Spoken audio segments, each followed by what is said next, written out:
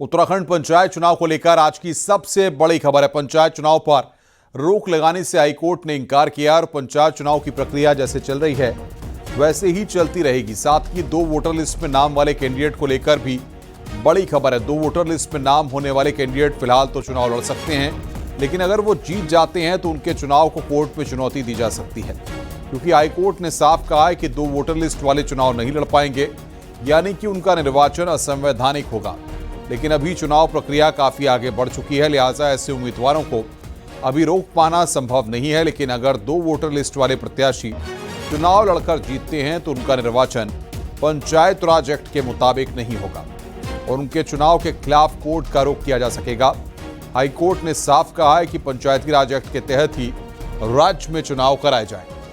लेकिन जानकारों का कहना है कि अभी 2 वोटर लिस्ट वाले भी चुनाव लड़ सकते हैं, लेकिन वो जीते तो उनका निर्वाचन अवैध होगा।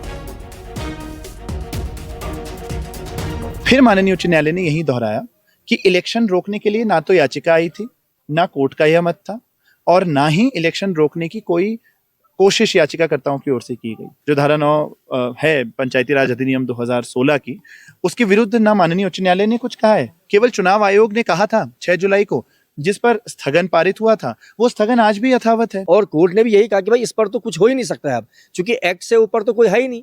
एक्ट के को सुपरसीड करने का अधिकार किसी भी निकाय बॉडी को नहीं है, किसी भी संवैधानिक संस्था को नहीं है। जीत हुई है और मैं सभी मतदाताओं को एक बार पुनः बधाई भी देता हूं कि आप चुनाव लड़िए, लेकिन हलफनामे पर जरूर ध्यान रखें, क्योंकि हम फिर न्यायालय की शरण में आ सकते हैं अगर आपने अवमानना की न्यायालय की।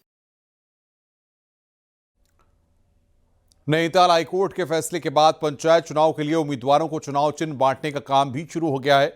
पहले चरण के लिए 24 जुलाई को वोटिंग होनी है और पहले चरण के उम्मीदवारों को दोपहर के बाद से चुनाव चिन्ह बांटना शुरू किया गया। सभी जिलों में यह प्रक्रिया शुरू हुई है। बचे हुए उम्मीदवारों को कल भी चुनाव चिन्ह बांटे जाएंगे।